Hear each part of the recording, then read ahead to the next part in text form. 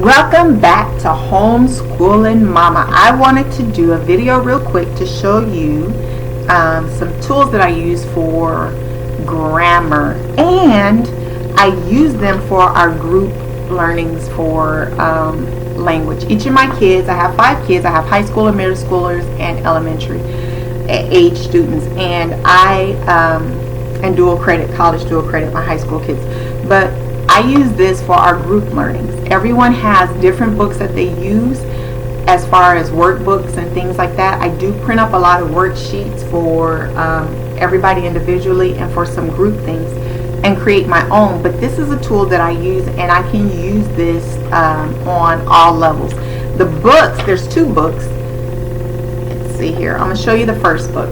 This is called Right Away, and this is for younger age kids. This is for your lower grades, your first grade, second grade, stuff like that. If you look at the pictures on the inside of it and the writing on the inside of it, it's not going to be that deep, right?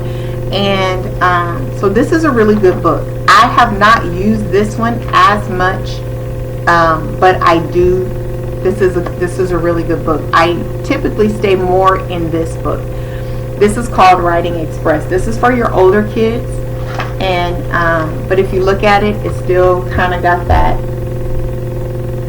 kind of look to it. So it's not like for your grown-ups or something like that, but it is useful for adults as well. You can use it on every level. You know how back in the day there was a schoolhouse and there was a teacher and she had all the grades in there, kind of like us as homeschool parents, right? The books might not have been different. They might have used the same book, but you can work it on every level. That's how I use these books. I work it on every level. It doesn't matter the grade that it was intended for, the age that it was intended for. I work it on every level. So I wanted to show these books to you. These are really good books. This Writer's Express is what I'm really in a lot now, and we use this a lot, and I really like it. It's a handbook for young writers, thinkers, and learners, and it covers everything. I'm going to tell you some of the sections in here. So you have the writing process, and then it breaks down different sections: getting started, pre-writing, drafting, revising, editing, building paragraphs, improving your writing. It has the forms of writing: personal writing, subject writing, report writing, story and play writing, poetry writing.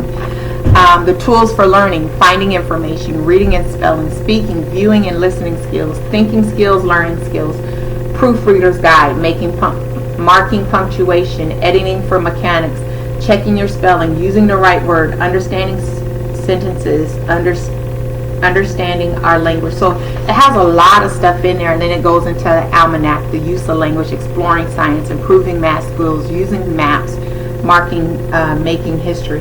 It goes over everything. It's a really, really good book. It gives you examples. It breaks things down. Now, there are teachers' guides to these books. I have them. I haven't even really looked into them over the years or looked at them. I told my husband, because he saw it in storage yesterday, I said, bring it home and let me go over it, because I might actually be able to use some of it now.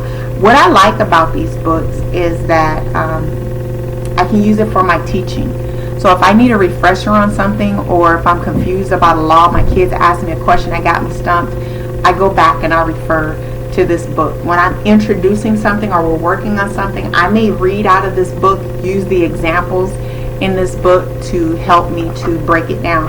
So like, for example, the usage of a comma. We had spent some time on the usage of a comma and just did a review on it on 2 days ago. And so in here, they have it broke up, all your punctuation on here. I should have got the page in advance. I didn't know I was going to tell you this.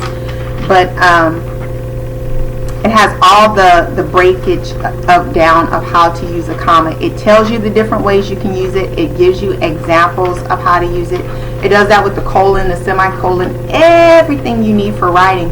It's really in this book, and this book is a really great book. I think I'm in the wrong section. There it is. Here it is.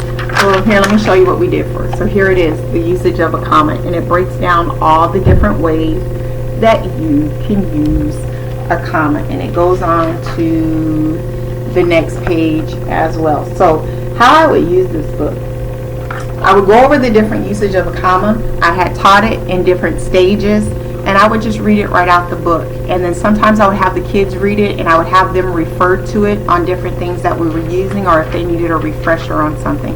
And so I would go over the usage of a comma with them. Then we would watch videos on it. We do some stuff on the board on it. I give them some worksheets on it. We do some online things on it. But this is a really good book. So if you're teaching language and you are not using like a set program for like a Becca or something like that, Bobby Jones or something like that for your curriculum, you can, and you're looking for other things, I still use the Spectrum books for my children. They do have the Spectrum, the Kuman, and the Flash Kids for their language books, but I also do some teaching out of this, and this is a great resource for kids, and you can use it on all levels. It helps me a lot, because sometimes, you know, I get confused on something, you know, and I am like, ooh, I need to remind myself. So if I'm writing and I use a semicolon, is it one space or two space afterwards? Let me go make sure I got it right. You know, if you're writing with a quotation, do I put that punctuation inside the quotation or outside the quotation?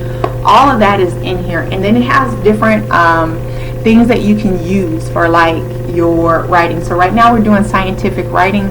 They did an experiment, and now they have to write their scientific report on there. So we're using this book. It has examples to show you how to do it, you know, how to tell and not, how to show and not tell. Descriptive writing. So instead of saying, you know, she went to the store, how to take a reader through your writing, right? So that, you know, they get a visual, more exciting read that she went to the store. How to show them, you know, the air smelled like this. How to use your senses when you're writing.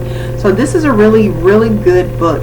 If you can get this book, I would suggest you get it. If you can ever see it and just kind of thumb through it, you would really like it. I really do like it. If you have younger readers, this is a good book as well to help you with comparison and contrast, how to do your Venn diagrams, things like that. We use all of that in our teaching, and it works great for me for all ages. So I just wanted to show these to you and tell you that if I had to rate this, I would rate this a thumbs up. I give it 5 stars, and, you know, 2 claps and a twist and a snap and all that. Go ahead and get this book if you can, because this would be a really good tool in your arsenal of things that you have to use for your family. Hope that was helpful to you. Till next time. Bye.